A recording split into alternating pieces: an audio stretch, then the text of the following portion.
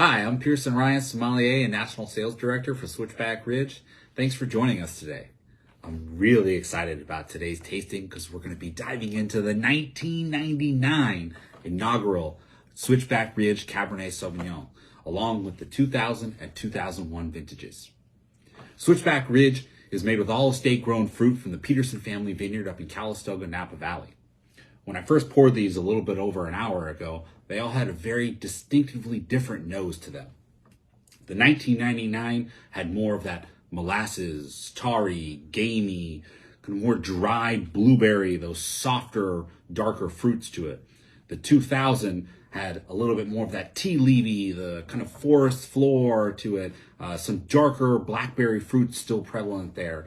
And the 2001 had more of that kind of barnyardy, a little bit of the dark chocolate in there notes, and all very, very different. So let's start with the 1999 and take a quick sip. Show you that beautiful color there.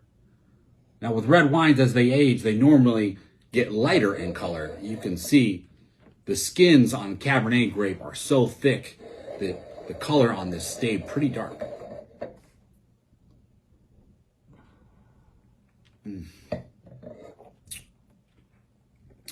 Not a lot of fruit on the palate. You get a lot of those non-fruit characteristics, as I said, that molasses, that tar, that kind of almost peppery gaminess to it. To be beautiful, any kind of heavy red meats. And I think it's definitely in a prime position to open and drink right now. You may be able to lay it down for a few more years, but there's not a ton of fruit on here. I definitely think it's in its prime opening stage. Let's jump into the 2000.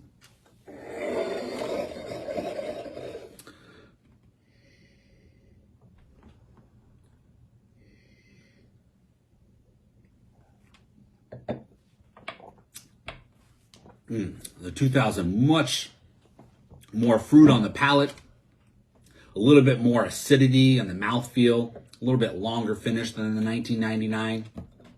Now the 2000 was regarded as having a picture-perfect growing season.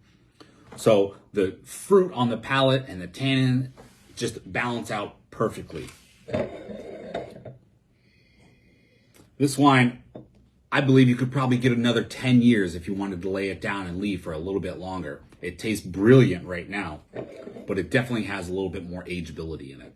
Let's jump into the 2001.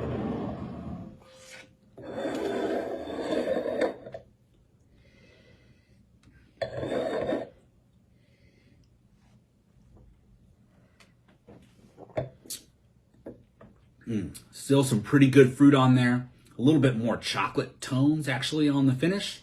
With the 2001 vintage, there was a little bit of frost that year, which led to the grapes not ripening as fast, which created a little bit more acidity. And you definitely taste that in this 2001 vintage.